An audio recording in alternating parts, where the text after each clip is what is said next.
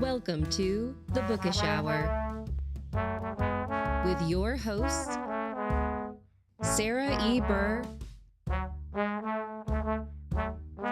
and J.C. Kenney.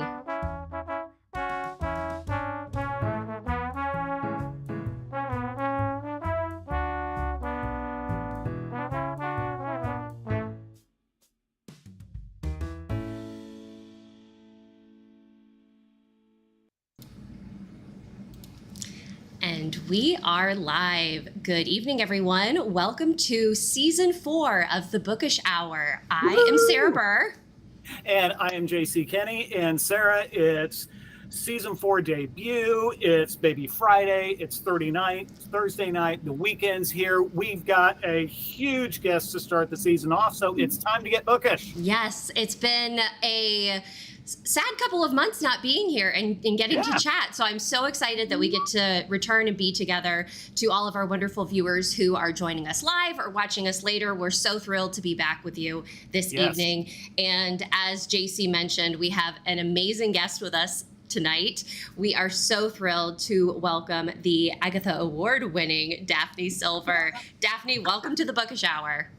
Thank you so much. I am thrilled to be here with you both. I can't wait to talk books together. It's so wonderful that we get to start our season not only with a fellow level best author, but we get to be together and talk about what we love, which is cozy mysteries. And so it's really, really exciting to be able to kind of pick your brain about Crime and Parchment.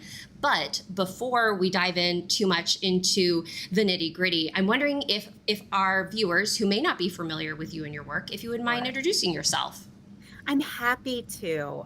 So I'm Daphne Silver, and I am the author of the Rare Books Cozy Mystery series, including Crime and Parchment, the first in the series. The second one, Telltale Homicide, is going to come out in late November, like you said, from Level Best, our wonderful co-publisher.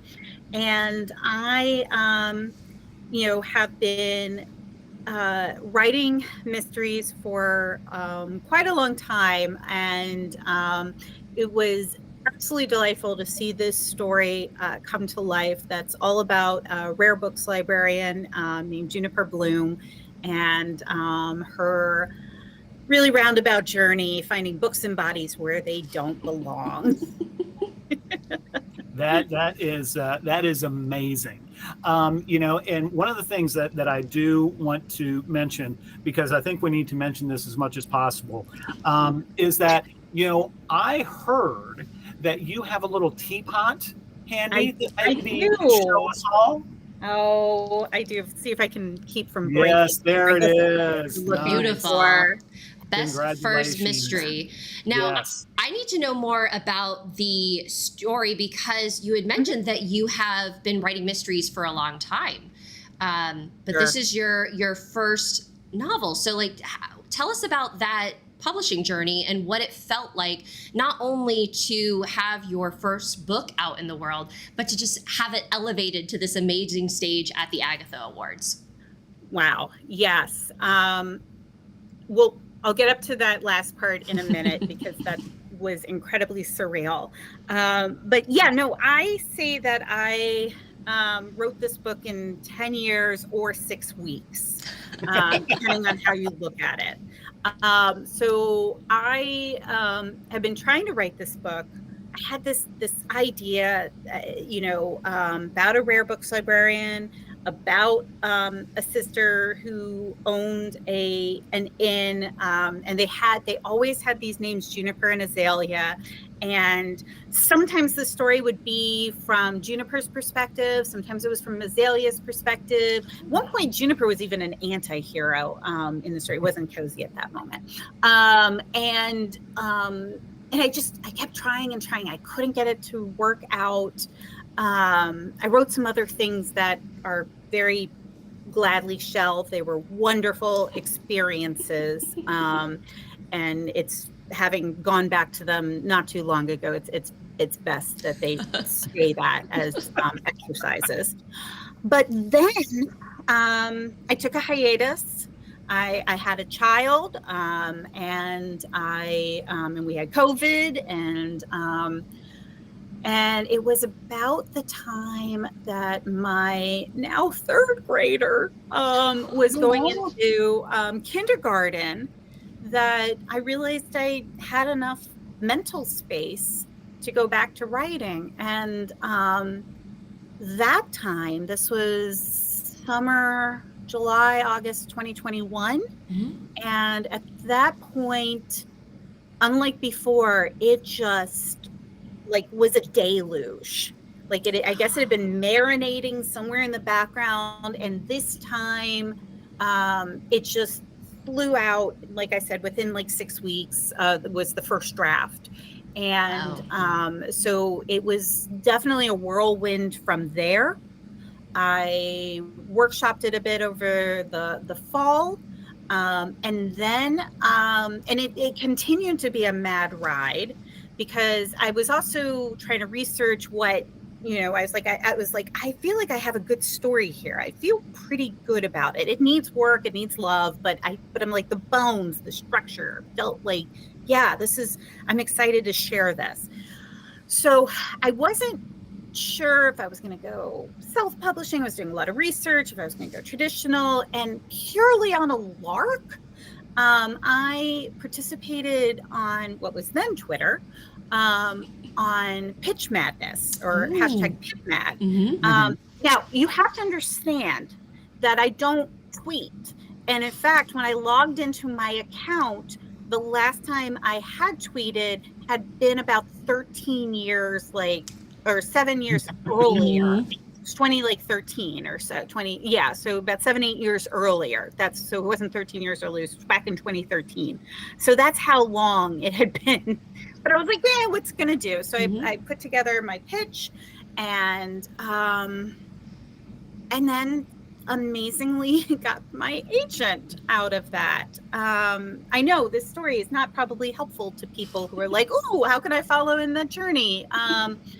Yeah, no, I had a couple of people express interest. Not all of them went forward with it. It's actually funny. At Alice Domestic, where I won the award, I'm just skipping ahead a moment.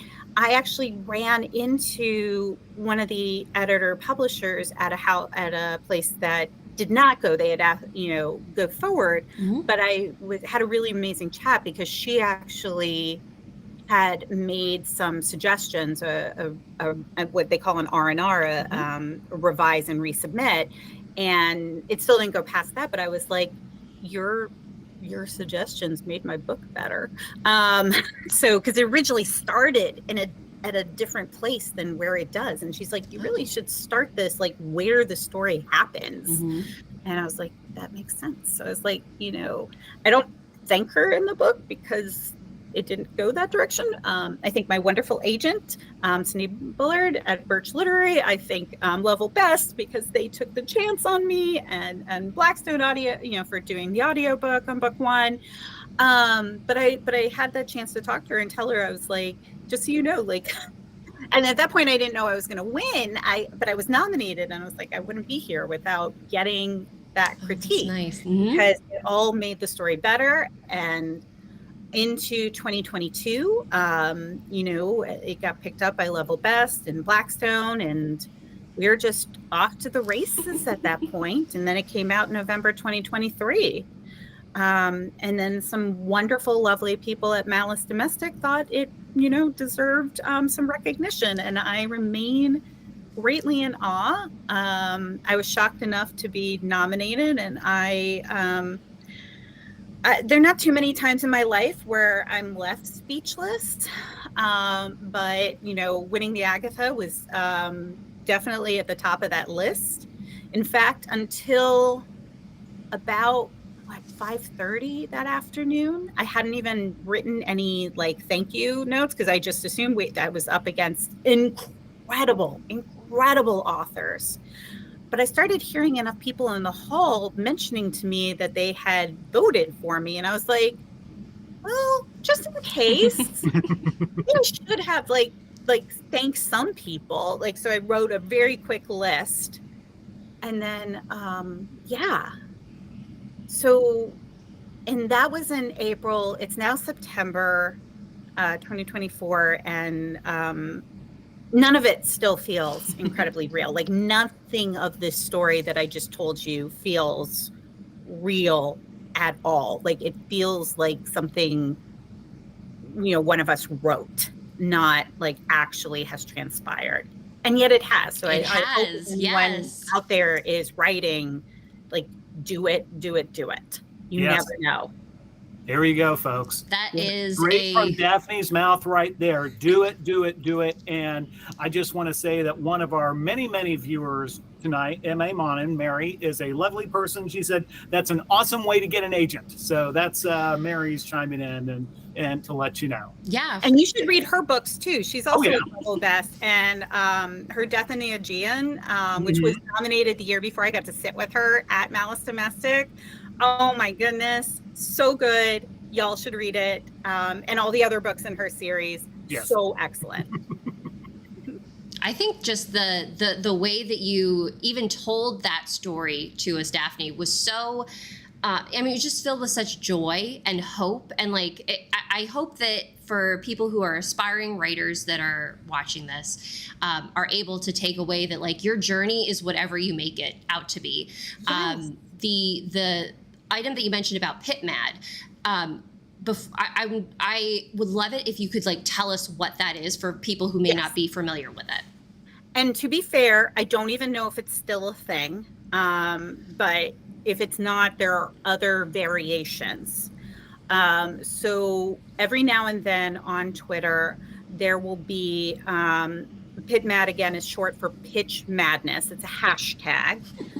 So you can go onto Twitter and you can search for that, onto X, I should say, I guess. I'm not going to say that. You don't have to. You can search for hashtag Pit Mad or Pitch Madness, or just Google Pitch Madness and look online.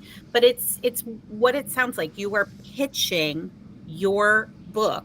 It should be a completed book, a completed manuscript at this point.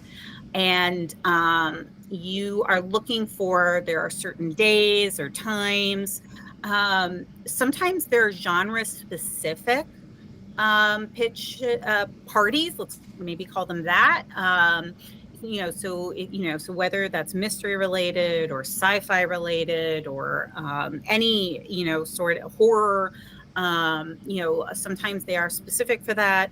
And it's a day where agents, because a lot of literary agents are still incredibly active on X.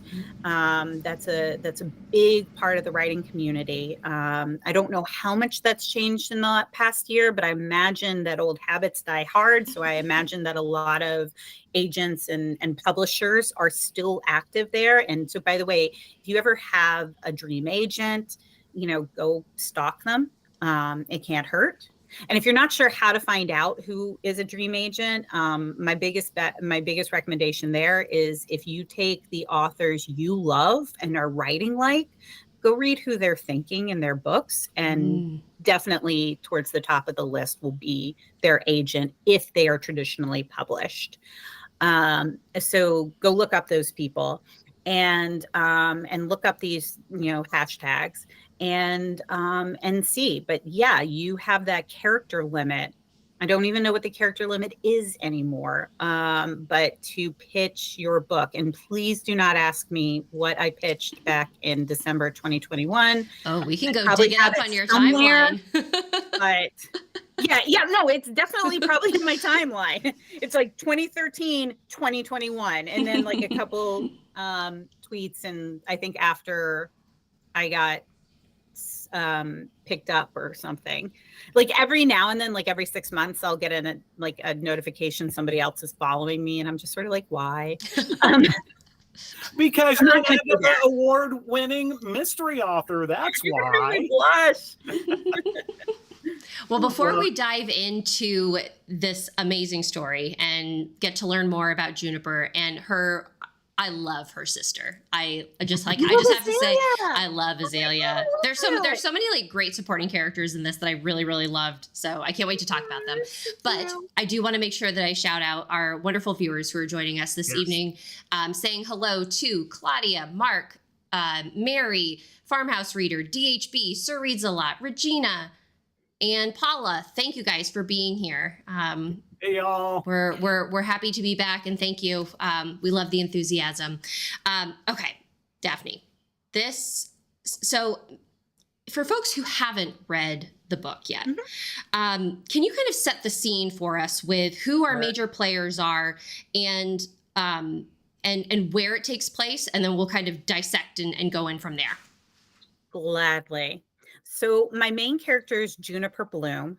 When we start this journey, she's actually a rare books librarian with the Library of Congress in DC. Super cool. And she has gotten a very strange communication from her brother-in-law, actually estranged brother-in-law, that supposedly there's this ancient Celtic manuscript in a cemetery in southern Maryland.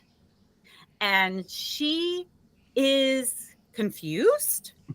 She's also curious.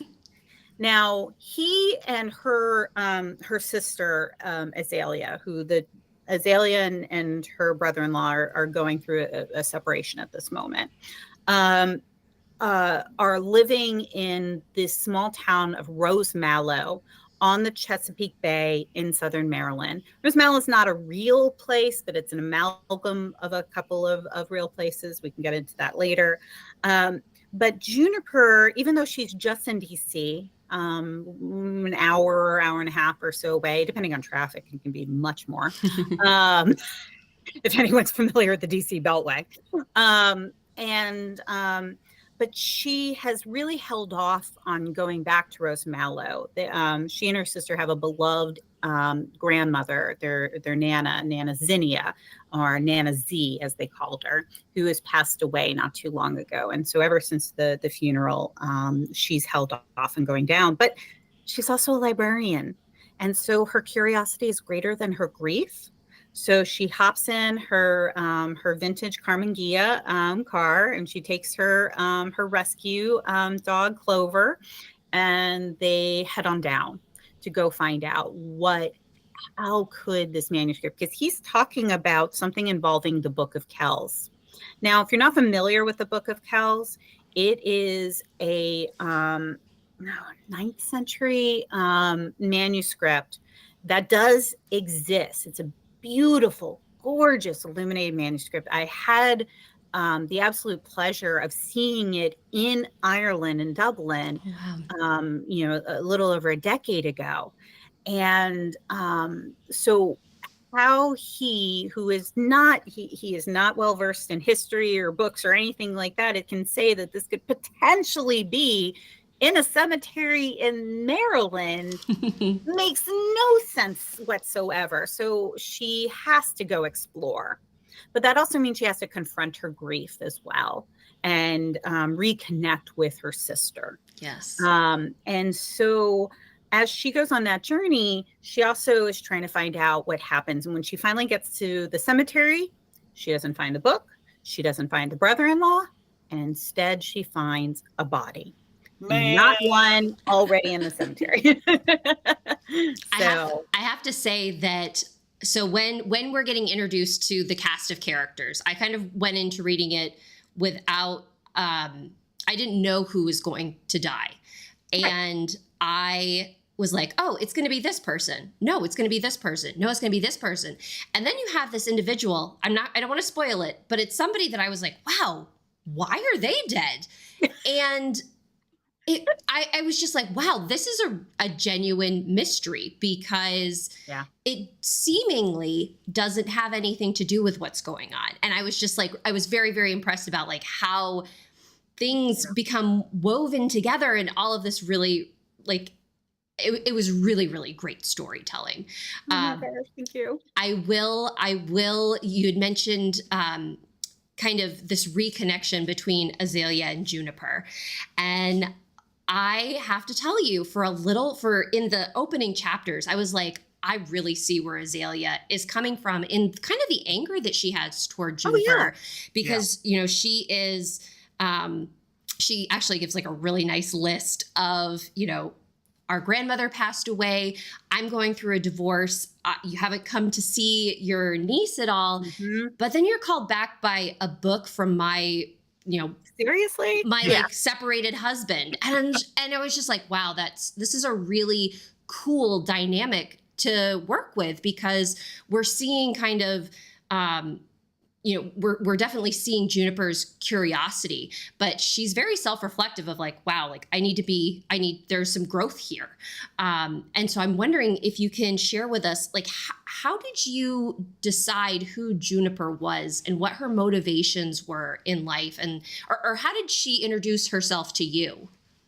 Oh my goodness. That's such a good question. And I'm not really sure an easy answer, because like I said early on, I have had variations of Juniper in my head going back at least a decade. And as I mentioned, there was one point where it was not a cozy, it was definitely an anti-hero. And I feel like there is, as much as Juniper is not an anti-hero, she does have some selfish qualities that she has to overcome. I mean, the grief hits in a lot of different ways, and she's made some decisions that she does need to reckon with.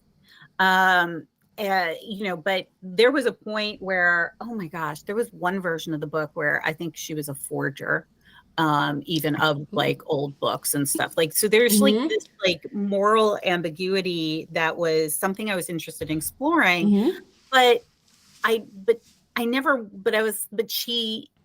in a way that we all have in us, like, that we all have things that we need to reckon with. And so I feel like that, a lot of it was just, she was just taking me along on the journey. Because in that deluge, when it was like, no, this time, this is the story. Like, it was a beautiful moment of creative flow that I just feel very privileged and honored to have experienced. And in that case, it was like, no, this is how it actually is. Like, not what you've been trying to force on me, but there's these elements from these previous incarnations that still kind of come through. And the same with Azalea too. So yeah, and it's interesting. I've always wanted, I don't have a sister in real life. I do have a younger brother. So, in our relationship, I love my brother, but our relationship is not anything like Juniper and Azalea. So I think that's something I've also just throughout my entire life have sort of kind of imagined or kind of played around with. And so there was something about that that's also fed into however their relationship was manifesting in the imagination there. I thought she was very relatable. Like, she was a fully like idealized person who we're all very, we all have our hopes and dreams and what we're like trying to achieve in our life. But then we're also like, we have this sense of duty to, a family, either a family business or, some type of family unit that you're sometimes left like reconciling, like, how far do I go? Or do I go back? And things along that line. I just thought the way that she was able to approach both of those avenues was very deep and very, it was very eloquent and resonated with me greatly. So thank you. Loved it. Well, and so I'm going to lighten the mood here because, and first off, I just want to echo everything that Sarah says. And yeah, it was so cool to see as we're introduced to Juniper. At first, it's like, okay, this is going to be a fun, cozy mystery. I'm going to love the protagonist, root for them and all. It's like, okay, yeah, she is kind of, like you said, selfish, maybe not super, super likable, certainly at the beginning. And so, yeah, I just want to echo everything Sarah said. But what I want to know is the names. We got Clover, we got azalea, we got clover, we got violet, we got zinnia. So much fun. Was that was that a choice, a specific choice on your part, or was that part of more of, as you're writing and the great inspiration, those are the names that just came and you went with it? Both. So for some reason throughout, and that has been a thread ever since the beginning, it's been this botanical names. Like I said, juniper and azalea. And there were times when I was trying to write it from azalea's point of view. So the two of them, and I have no idea where those two names stem from. It's not like, I don't, particularly junipers. I have no idea where that comes from specifically, but for some reason it was really critical to have botanical names. And then from there, well, of course her niece is going to also have a botanical name, and Violet. It's just a name I love. I love that name. It was a name that I could not convince my husband that if we had a girl to choose, he was not on board with that one. So I was like, well, great, then I'm going to have a girl here. I have a, and she'll be Violet. That's perfect. And and Clover is a take on a dog that we did have in real life. But again, I have no idea why Clover. It was, again, yes, it was going to be botanical, but I don't know why a little white 20-pound rescue dog is going to be named Clover. He's not green. Well, I just found it. And I love Zinnia. Sorry, I know somebody named Zinnia in real life, and so I was like, I've got to use that name. That name is fantastic. That one I can actually point to something. Sorry, JC. Oh, no. I just wanted to say, I just thought it was so much fun, and it really brings a lot of humor to the story in a way that, as like Sarah and you were talking about, there's some serious familial issues to deal with early on, but at the same time, it's like, oh my goodness, all these names are so much fun. So anyway, thank you for sharing that with us. And there's also the tie of the fact that the town is Rose Mallow. And I'm looking at the time and I'm thinking that we're already halfway through the show. Oh my gosh, how is that possible? So we're gonna pause for a quick minute, and before we talk about Rose Mallow and just so many other things that I just want. There was so much that just came to mind while I was reading this, just wrapped me up in the world of cozy mystery. So can't wait to dive in more. But for our audience viewers this evening, we do have a wonderful giveaway for folks who are interested in joining.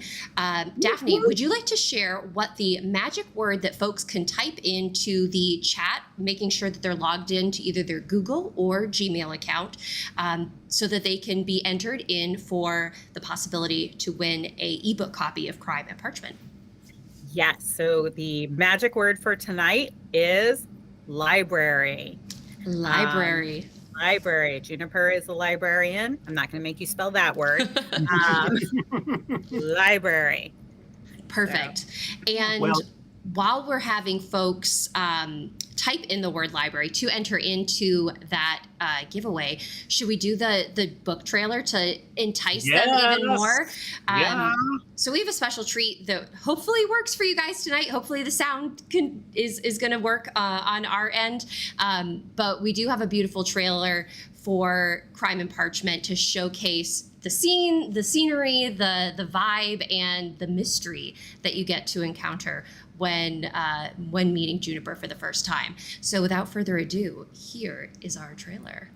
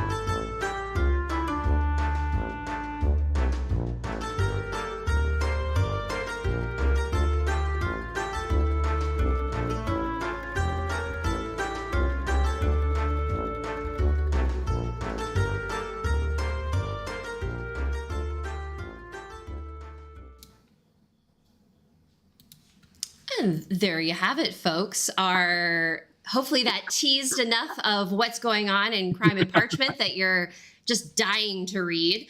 I really love that trailer. That's one of my favorites that I've made. Well, I really love that trailer. I was just going to ask who the incredibly talented person who made that trailer was. It's me. I absolutely love. Dream to work with. Y'all. I love it. I love creating book trailers, and it was like, how cool for me was it that when you won the Agatha, I was like, oh my God, I made the book trailer for her book. So that's my claim to fame.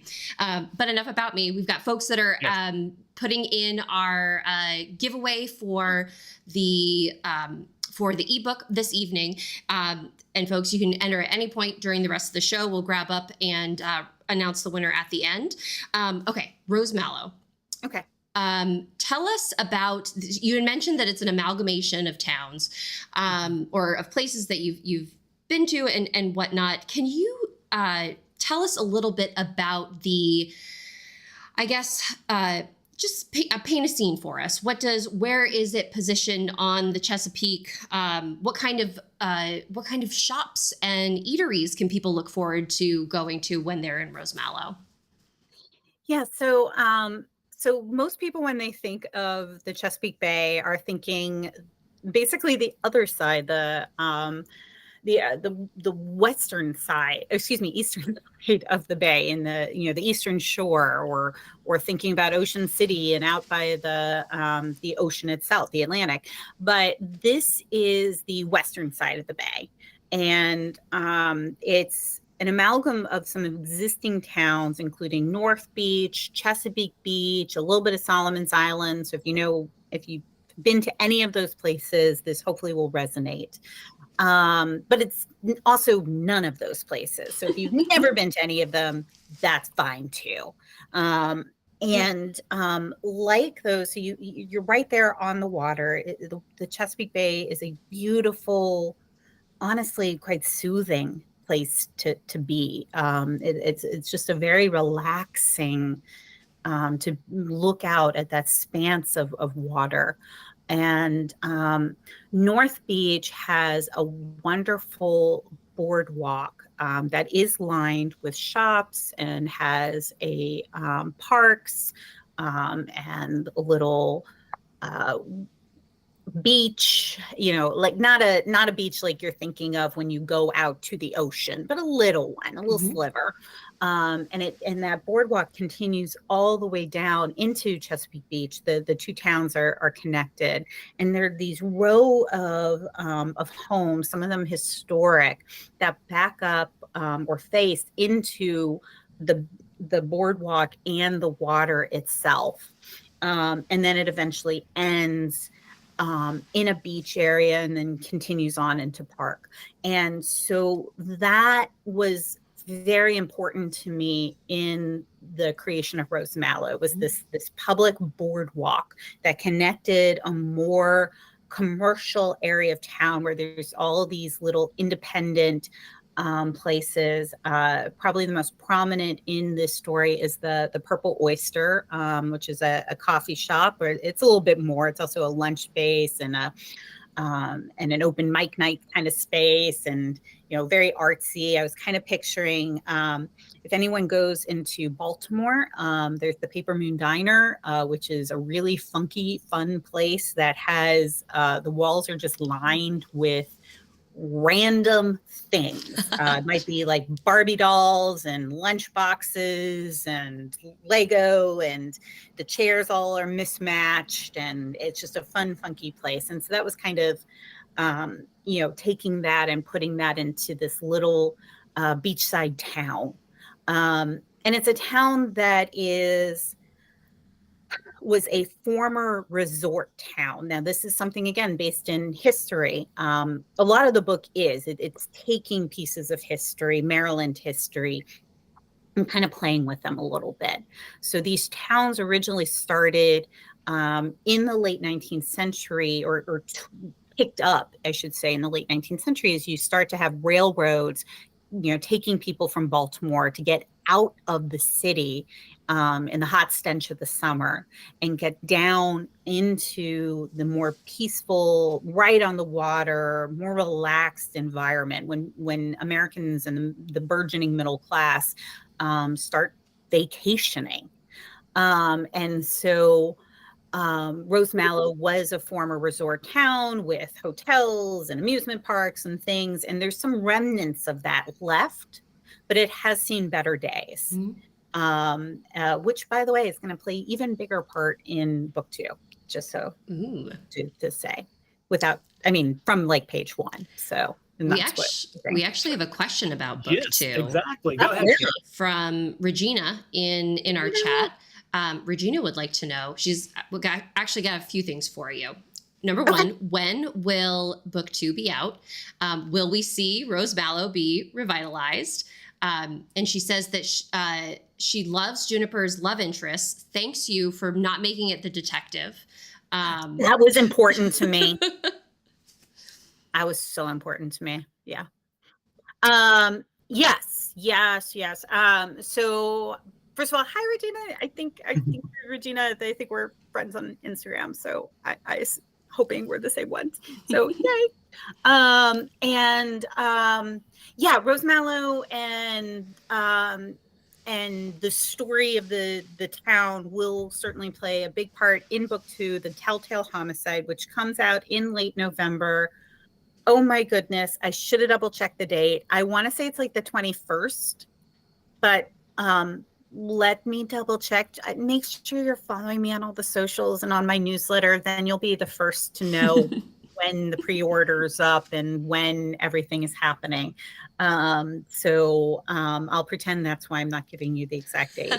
But it's late November, just in time for Thanksgiving and just in time for the holidays.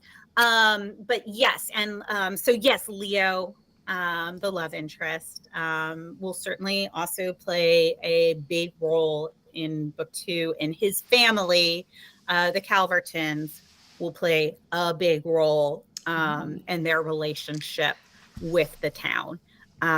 So that's as far as I'm going to say on that one. But they all, they go in interesting places, at least to me. Hopefully it will be to you all as well, but it was to me. So, because I figure if it's not interesting to me, why bother sharing it, right? So, that's one of the things that Elmore Leonard said, skip the boring parts. And so there you go. Daphne Silver, Elmore Leonard, a match made in heaven there. So, so one of the things that I kind of would like to ask about Daphne is, you've touched on this a little bit during the conversation, is history. Yes. You talk, here, even to the point that you mentioned right off the bat, you've got a classic Carmen Gia that's older than me. So, we're talking classic with a capital C there. But between that, you've got the Book of Kells that's over 1,000 years old. You've got, Nana Z's, former home that's over 100 years old. So you really have brought a lot of history into the book. You mentioned it a little. Could you talk about that a little bit more, kind of maybe the motivations behind it or where all that came from? So the Carmen Gia is actually separate from the rest of this. The Carmen Gia was supposed to be a tribute to my mom because she always wanted to have a Carmen Gia, Robin's Egg Blue Carmen Gia. But instead, she kind of got mad at me because she's also been trying to write. She's an avid reader, an incredibly creative person. Everything that I get comes from her. And so now she's kind of mad at me because she can't put the Carmen Gia in her book. I stole her dream car. No, it's all good. I dedicate the book to her. I noticed that, and I have a question for you as well about the car too. Okay. So. But yeah, the history. So my entire day job career up until recently has always been in museums and in history, and particularly in local history. I've had the privilege of working at places like the Jewish Museum of Maryland, at historic London Town and Gardens, which is just outside of Annapolis. I worked with the American Alliance of Museums, which is the big national trade organization for all museums. I have written books on Maryland history. So, including, I have those here. By the way, these are under my other name. But yeah, Wild Women of Maryland, Wicked, oh, hi, there it goes, Wicked Baltimore. There's also one Jewish community of Baltimore. Straight nonfiction. And so history, telling the historical stories, particularly the ones that are less known, and are surprising, because so many times in history you will read something where you're like, wow, if somebody wrote that in a novel, no one would believe it, because it's just not, it doesn't feel plausible, and yet it happened.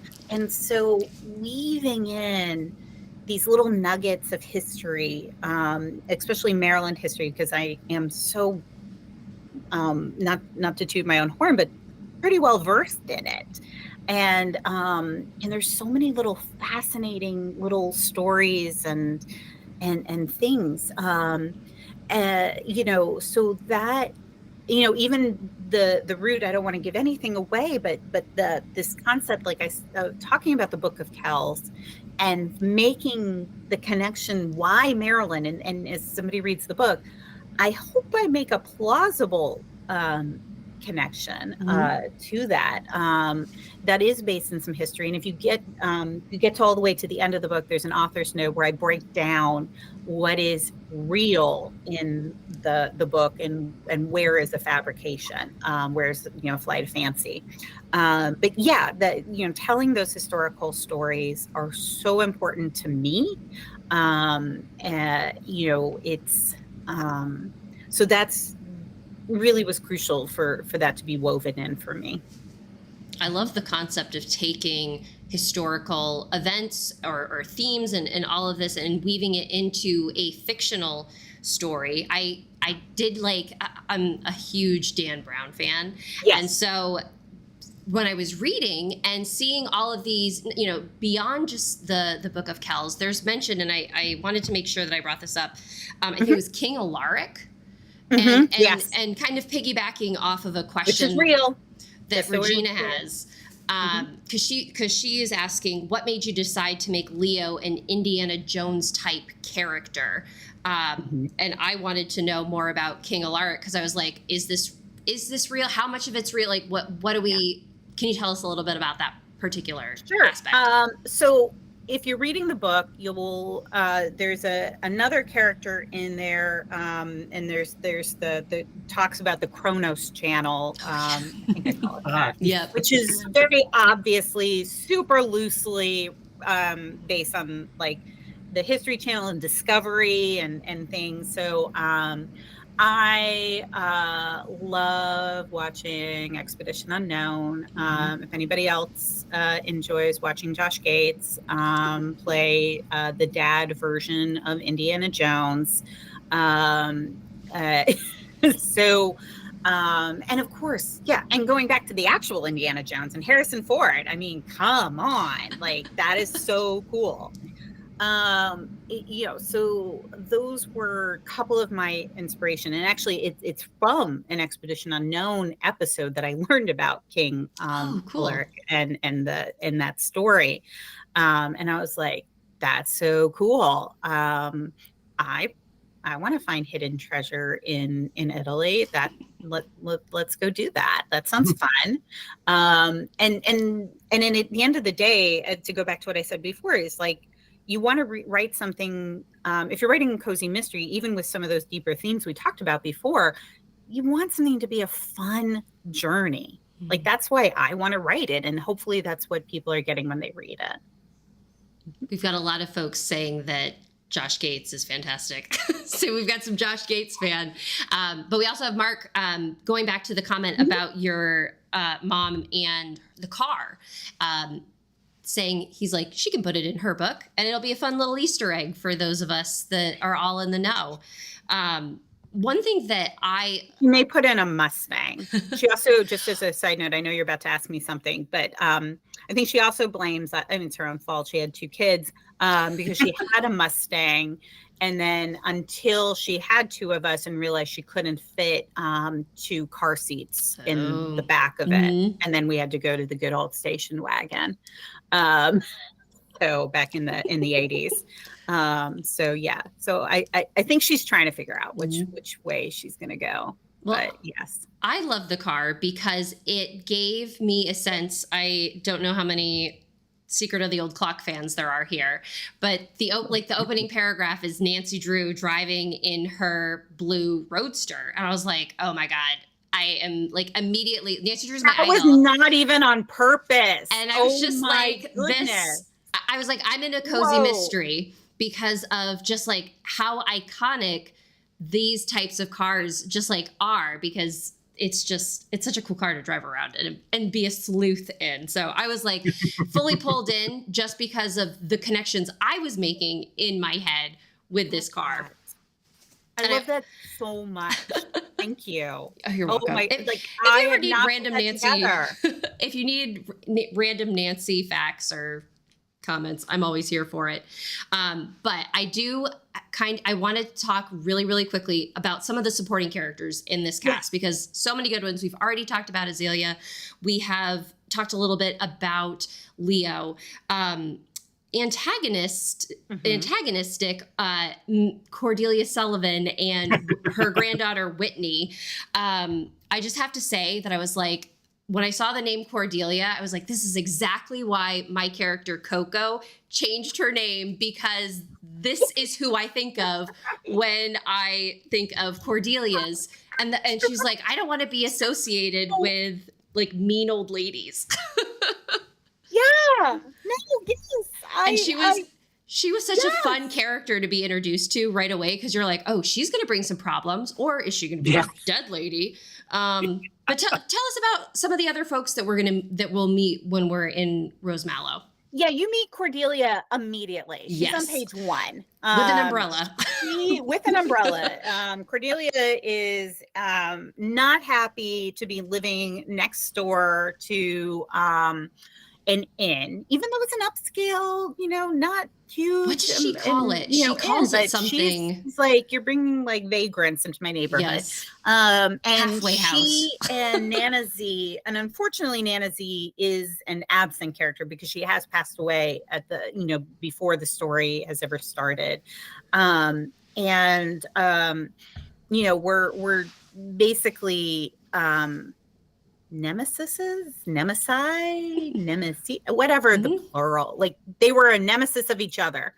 This is why we go back and copy edit things, because Daphne doesn't know how to pluralize things.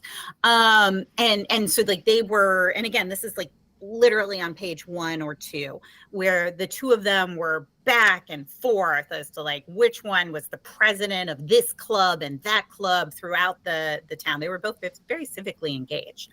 And so, like just writing that rivalry that existed between the 2 of them is fun. And we should probably like maybe write something exploring from Nana Z's like point of view, like write a short story or novella or something from that. That'd be fun to do. Just do that. Like back and make it and then have that rivalry like on the page. I think that would be that'd be really cool. Interesting. Sorry, just tangents. So and then into that family, because that family pride is important. And just like it is in Juniper and Azalea's family, they easily could have been Cordelia's, grandchildren and had that perspective. It's all coming from what you're growing up with in your own perspective. No one thinks they're the antagonist of a story, right? And so just like some of the Calvertons do not necessarily think that what they're doing is necessarily the wrong decision for the town. So trying to keep that in mind is that, if I wrote the story from Cordelia's perspective, it would read incredibly differently. I'll admit that my thought was Cordelia Chase from the Buffy the Vampire Slayer. You know it. Yes, you do. That is definitely, I mean, you could also go like Cordelia, like one of the daughters of King Lear, but I'm sure that's actually probably where Cordelia Chase got named after. But yes, definitely. That is definitely a Buffy reference. Not exactly, because Charisma Carpenter is not old enough to be somebody's grandmother. I'm sure she could be, but. Well, I hate to bring the party down, but I do need to mention that time is running short. And this has just been so much fun, Daphne. This has been the greatest way to kick off the weekend. We want to remind folks, if you haven't done so, that Daphne has been so kind and is offering an ebook copy of Crime and Parchment to a lucky winner who puts in the magic word. And what is the magic word again? Library. Yes. So if you haven't put library into the chat, you got a few more minutes to do that. And just want to kind of, as we kind of wrap up here, remind folks that this is the time we kind of talk about what we're watching, what we're reading, kind of some not expectations, just some recommendations for folks. So Sarah, what are you loving? What are you liking these days? Ooh, you let me go first. Yes, because otherwise I'm going to take one of yours. You are going to take it, but I'm going to let you have it. I'm going to talk about other ones. Well, we can echo it together. But first, reading wise, I just finished Murder at Vinland by Alyssa Maxwell. This is part of her Gilded Age Mysteries series. I think it's book 12. It's actually the first book in the series that I've read, but oh my God, I loved it so much. It was, I don't know if you guys remember when I was going through my Gilded Age HBO TV show watching phase, like it was giving me vibes left and right. It was so amazing. I absolutely loved it. You can actually read my review of it on King's River Life magazine this week. And there is a giveaway for the book too. So highly recommend if you are into historical mysteries. Listening wise, I've got a bunch of podcasts that I listened to this summer that I can't even remember all of them, but two that have stood out. One is very, very dark. The wildest story that I've ever heard in my life. It's called Noble, and it is kind of dissecting this incident that happened in Georgia where a crematorium just like they stopped like burning bodies, and it like just there were bodies everywhere in this crematorium, and the person who just got like so behind on their work was giving out fake ashes to people, and it was this huge thing that like FEMA had to get involved. And I was like, how have I never heard of this? Come to find out, it happened the week after 9/11. So it was just like something that was completely kind of off the radar nationally, but it was an astounding story to listen to. The people that were involved, especially the people who thought that their relatives were that were cremated the way that they had wished, were not. Like it was just a roller coaster of emotions, but very oddly beautiful in like how forgiveness works. I don't know. It was dark, but I really enjoyed it. From just like it's called Noble. The town is Noble, Georgia. So it's where all this happens. What a wild story. But on a less tragic note, but still about crime. I'm just listening to, it's called Law and Order: Criminal Justice System. And it's about kind of dismantling the mafia in the late 80s in New York City. And like all of these statistics that they're throwing at me are just like having my head spin, because I live right outside New York City. And it's like in the 80s, like there were 5 murders a day in the city because of how like the mob was just like had gripped everybody. So that's been a interesting journey to learn and be like, oh, they figured everything out. because it's wild. And then last but not least, my viewing recommendations. Just started watching The Perfect Couple on Netflix. Very interesting. I'm about 2 episodes in. I'm very intrigued. And then before I toss it over to JC, I am going to give a shout out to Bad Monkey, which I just am loving on Apple TV Plus. So good. And the reason why I love it so much, I think, is because of the connection to JC's upcoming book, Panic in the Panhandle. So JC, you take that.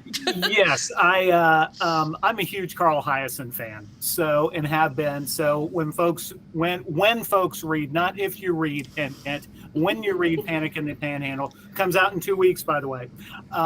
Available wherever ebooks and paperbacks are sold. Okay, enough of the sales pitch. But yes, so Carl Hiaasen is a huge influence on me. So I was over the moon when I found out that Bad Monkey was going to be shown on Apple TV. Vince Vaughn as the he's so good.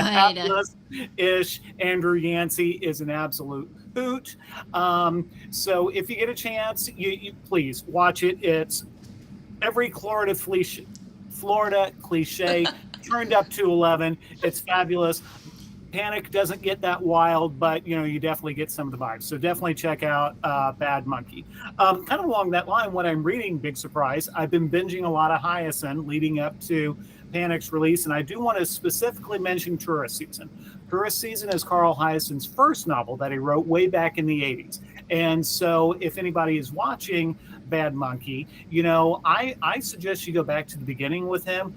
He spent a career as a journalist in Miami, and he is just a brilliant author. He is, to me, I've said, I don't know if I've said it on the show, but to me, one of the greatest satirists of our time was the fantasy author Terry Pratchett, who I absolutely adore.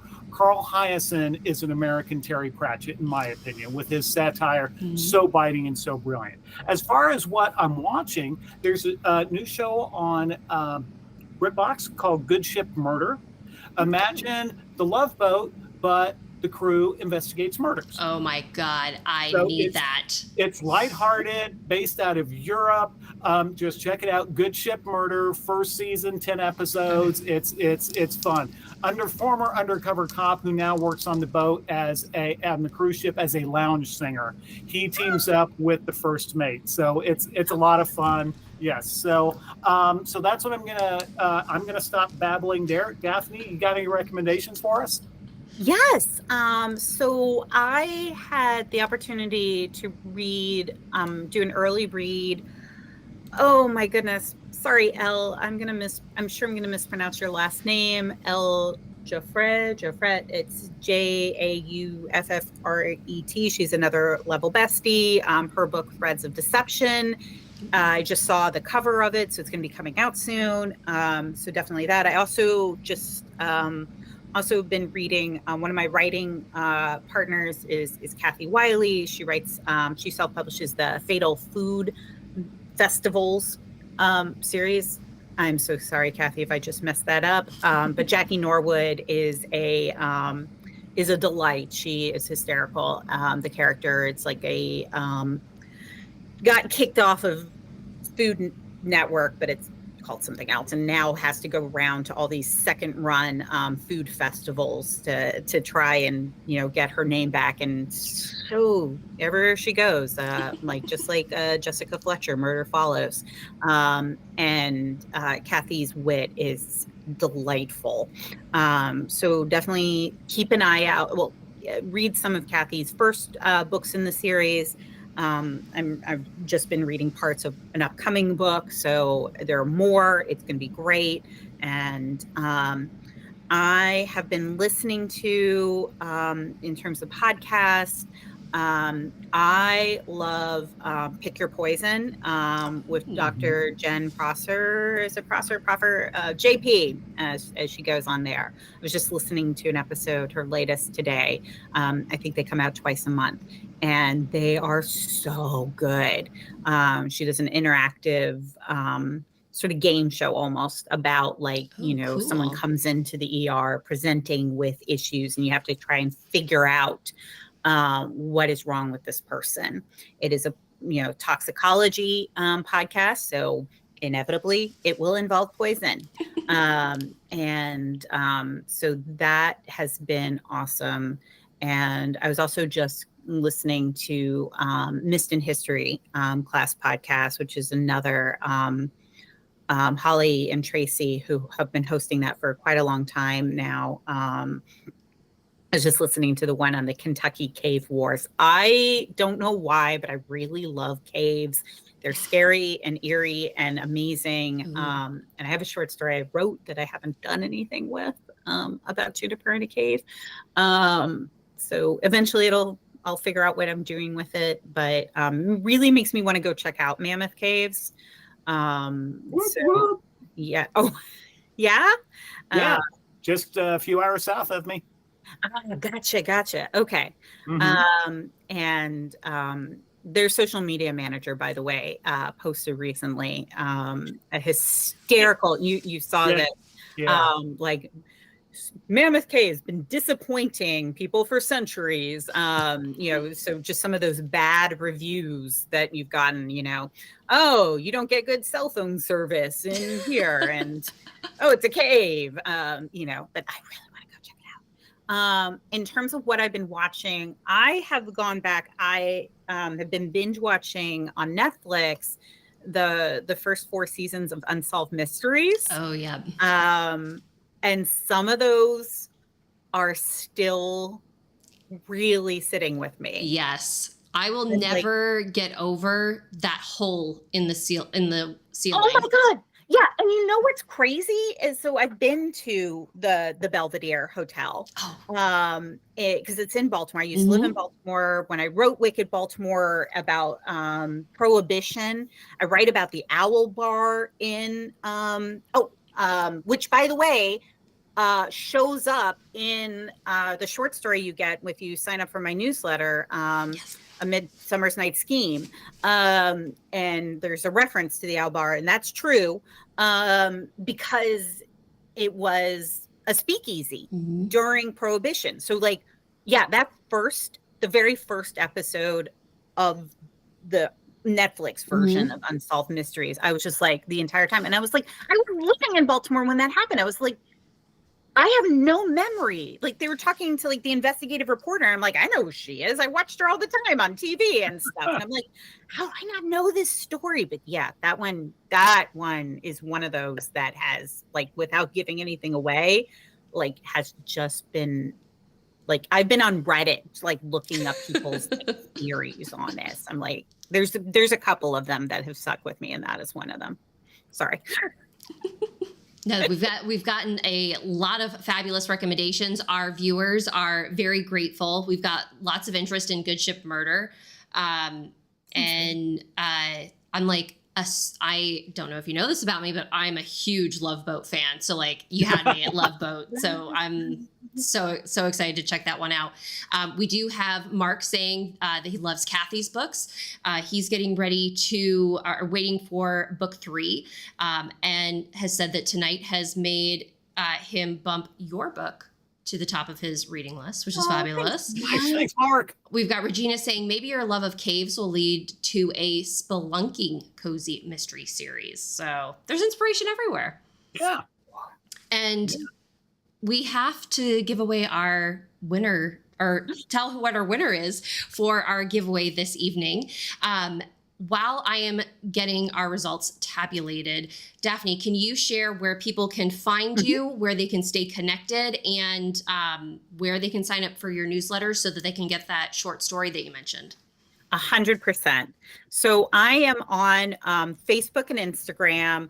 It's the same handle, at Daphne Silver Books. So look for me on both of those. I'm pretty active.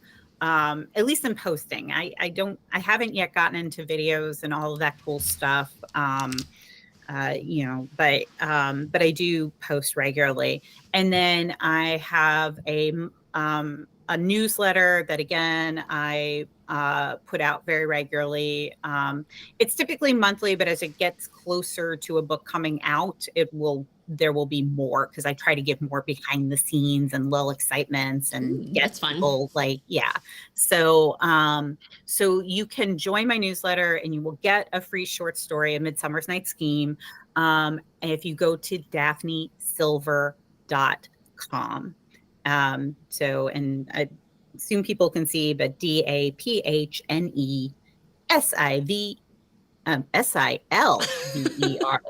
I was like, that's brave. Spell my own name, and it's a simple word. That's brave that you are willing to spell so much out loud. I'm like, I'm not going to spell out loud ever because it's not a strong suit of mine. So props. And the funny thing is that so in part I did Daphne Silver. So my actual name is Lauren Silberman, and I'd separated it from my history books. And I was like, oh, I'll do Silver because it's simpler. Nobody will, because I have a B in the middle of Silberman, and nobody ever gets it right. Daphne, by the way, is a play on my Hebrew name, Daphne. But I was like, well, if I'm doing Silver to be simpler, nobody's going to get Daphne, so I'll do Daphne. And I was like, because obviously it will be in tribute to like Daphne du Maurier and also the other incredibly famous Daphne detective of Scooby-Doo fame. Daphne Blake, baby! Woo! Yes. I may have had a crush on her when I was a kid. Aw. I think I did too. I love her. She was awesome. Her and Velma, I love them. Yeah. They're also idols along up there with Nancy Drew. Yeah. This has been amazing. Thank you so much, Daphne, for being here this evening. It's been a wonderful way to kick off our season of Being Bookish. Our giveaway winner for this evening, drum roll, is Claudia Carpenter. Congratulations, Claudia. If you can please email me, Claudia, the email that you would like your ebook sent to, I will give that then to Daphne and get your book delivered. But congratulations. Thank you, everybody, for being here this evening. We have got so many shows for the rest of 2024. I hope you guys are ready for a lot of bookish content. You can see our full calendar at itsbookishtime.com and check who is going to be visiting us. Our next show is actually a bookish moment on Tuesday, September 17th at 4:30 p.m. Eastern time. We're joined by Elle Mitchell, and we're really excited to be able to talk with her about her speculative fiction that she writes. So that'll be really fun. So again, thank you to our wonderful audience members who are here with us live this evening. And thank you so much to Daphne for being here, our award-winning guest. Yes. Let's see it one more time, Daphne. Let's see that teapot. Yeah. There it is. For Crime and Parchment, which is book 1 in a Rare Books Cozy Mystery. Book 2 will be out in November. And so, again, thank you so much for sharing your time with us this evening. Thank you both. I really appreciate it. And thank you all out there. Thank you so much. And to our wonderful audience members, we will see you next week when we return. But until then, stay bookish, everybody. Have a good evening. Bye. Bye.